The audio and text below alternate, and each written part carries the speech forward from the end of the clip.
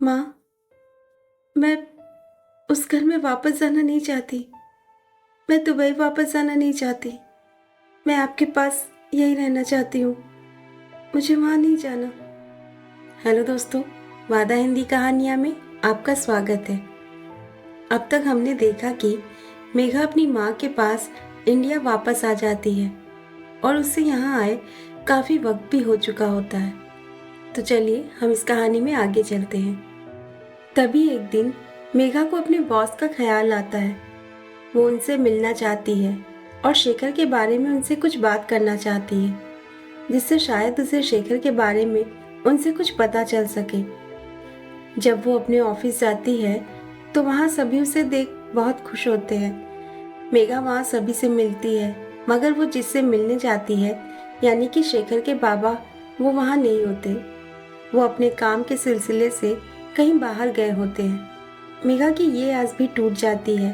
फिर भी वो वहाँ के लोगों से शेखर के बारे में जानने की कोशिश करती है, पर वहाँ किसी को शेखर के बारे में ज्यादा कुछ पता नहीं होता। सभी यही कहते हैं कि शेखर यहाँ बहुत कम आता है, इसलिए उन्हें उसके बारे में ज्यादा कुछ भी पता नहीं। मेघा बहुत निराश हो जाती है और वापस अपने घर लौट आती है। फिर अगले ही दिन शेखर का मेघा के पास फोन आता है और वो उससे कहता है, मैं कल इंडिया आ रहा हूँ तुम्हें लेने, तुम अपना सामान पैक कर लो। इतना सुनते ही मेघा के बदन में एक हलचल होने लगती है, एक अजीब सी बेचैनी होने लगती है। वो शेखर से कहती है, मैं भी कुछ दिन और यहाँ रहना चाहती हूँ। मैं भी वापस आना नहीं चाहती। मगर शेखर कहता है, काफी दिन हो गए हैं तुम्हें गए, कुछ दिनों बाद फिर चली जाना, मैं कल आ रहा हूँ। मेघा शेखर से कुछ और कहती उससे पहले ही शेखर फोन रख देता है। मेघा के अंदर एक डर सा रहता है। वो उसी दुनिया में वापस जाना नहीं चाहती, पर वो किसी से कुछ कह भी नहीं सकती। मेघा अपनी माँ को बताती है कि शेखर कल मुझे लेने आ रहा है। उसकी माँ कहती है, तुझे आए काफी दिन भी तो हो गए हैं, अब तुझे अपने घर जाना ही चाहिए। वो तेरा अपना घर है और वो भी तो कितने दिनों से अकेला है। मेरा ख्याल रखने के लिए तेरे बाबा हैं, पर तेरा वहाँ होना ज्यादा जरूरी है। तू अपने घर निश्चिंत होकर जा, मैं अब बिल्कुल ठीक हूँ। मेघा माँ से कुछ नहीं कहती और वो जाने की तैयारी करने लगती है, मगर उसके अंदर कई सवाल चल रहे होते हैं। वक्त गुजरने के साथ साथ उसकी बेचैनी भी बढ़ने लगती है। उस रात मेघा को नींद नहीं आती। वो देर रात तक जागती रहती है। उसे जागता देख उसकी माँ उससे पूछती है, क्या हुआ बेटा, तू अब तक सोई नहीं, कोई परेशानी है? मेघा पहले तो अपनी माँ से कहती है, नहीं माँ, कुछ नहीं, बस नींद नहीं आ रही। कल तुझे वापस जाना है इसलिए उदास है। बेटा, एक दिन तो तुझे अपने घर वापस जाना ही था। कब तक हमारे पास रहेगी? वो तेरा अपना घर है। तेरी उस घर के प्रति कुछ जिम्मेदारियां हैं। आज नहीं तो कल तुझे जाना ही था। जब मेघा से रहा नहीं जाता तो वो अपनी माँ से कहती है, माँ, मैं मैं दुबई वापस जाना नहीं चाहती। मैं आपके पास यहीं रहना चाहती हूँ। मुझे वहाँ नहीं जाना। फिर मेघा की माँ उससे पूछती है, क्या हुआ, तू ऐसे क्यों बोल रही है? कोई परेशानी है तुझे वहाँ? शेखर तुझे अच्छे से रखता तो है ना? वो तेरा ख्याल तो रखता है ना? तू वहाँ खुश है ना बेटा? क्या शेखर तुझे परेशान करता है? क्या वो अच्छा नहीं है? बोल मेघा। तभी मेघा कहती है, नहीं, शेखर बहुत अच्छा है। वो मेरा बहुत ख्याल रखता है। तो फिर क्या बात है बेटा? माँ, शेखर बहुत अजीब है।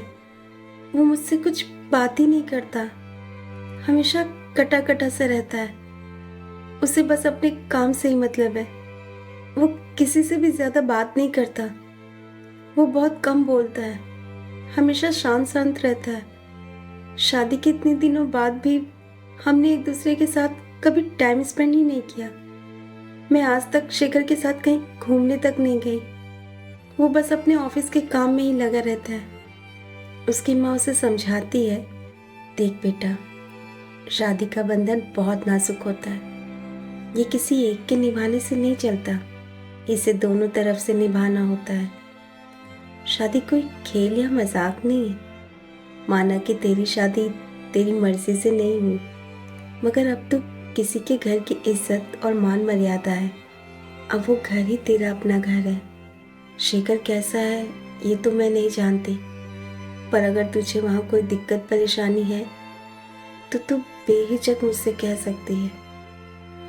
तू ही तो कह रही है ना कि शेखर बहुत अच्छा है, तेरा बहुत ख्याल रखता है, तो तुझे किस बात की चिंता है? माना कि शेखर कम बोलता है, वो किसी से ज़्यादा बातें नहीं करता, तो इसमें परेशानी की क्या बात है? बेटा, किसी किसी को कम बोलने की आदत होती है। कुछ लोग ज़्यादा बात करना पसंद नहीं करते, वो उसकी आदत है। इससे तुझे कोई परेशानी नहीं होनी चाहिए, और ये कोई परेशानी की बात ही नहीं है। अभी तेरी शादी को दिन ही कितने हुए हैं। तुम दोनों एक दूसरे के लिए अजनबी थे, अचानक से तुम दोनों की शादी करा दी गई। हो सकता है कि यही सब वजह हो शेखर के ऐसे बर्ताव का। चिंता मत कर, समय के साथ सब ठीक हो जाएगा। हो सकता है उसे थोड़ा वक्त लग रहा हो, उसे थोड़ा वक्त दे, सब ठीक हो जाएगा।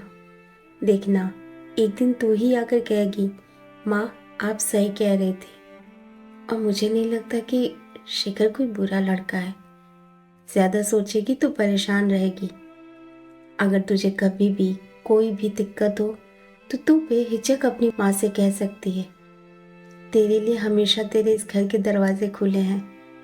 तू जब चाहे अपनी माँ के पास आ सकती है। पर बेटा, मैं तुझसे एक बात ज़रूर कहूँगी, एक औरत का सही घर उसके पति का घर होता है। उसकी इज्जत, उसका मान सम्मान उसके पति से ही होता है। और सही मायने में एक औरत अपने पति के घर में ही खुश रहती है। पर तू ये मत समझना कि तेरा ये घर पराया हो गया है। तू ही तो है एक हमारी जिंदगी में। तेरे सिवा और कोई नहीं है हमारा। तेरे लिए हमेशा तेरे इस घर के दरवाजे खुले हैं। तुझे कोई भी परेशानी हो तो अपनी माँ को ज़रूर बताना।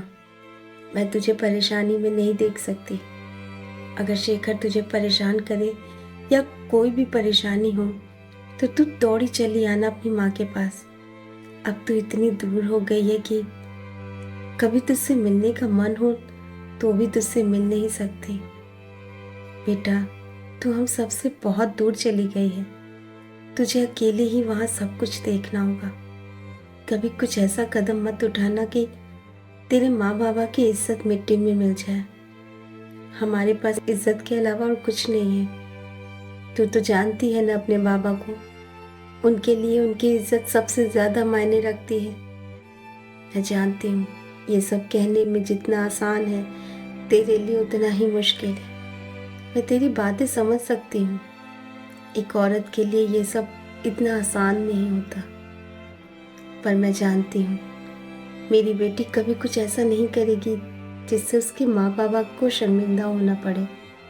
तू बहुत समझदार है, तू सब संभाल लेगी। जब एक बेटी अपना घर संसार अच्छे से संभालती है ना, तो उसकी माँ से ज़्यादा खुशी और किसी को नहीं हो सकती।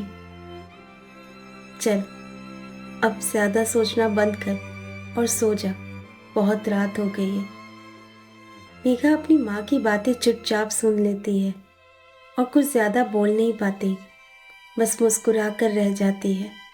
अपनी माँ की आंखों में अपनी बेटी के प्रति इतनी उम्मीदें देख मेघा से कुछ और कहा नहीं जाता। पर वो इतना तो समझ जाती है कि उसे वापस जाना होगा, फिर से उसी दुनिया में, क्योंकि कोई भी उसकी बात समझ नहीं सकता, उसकी परेशानियों को कम नहीं कर सकता। क्या मेघा वापस दुबई जाएगी या फिर वो शेखर को मना कर देगी? दोस्तों, इसके आगे की कहानी हम इसके अगले भाग में जानेंगे। इस कहानी में आगे बने रहने के लिए हमारे चैनल को सब्सक्राइब करें, और अगर ये कहानी आपको पसंद आए तो लाइक और शेयर करें। धन्यवाद।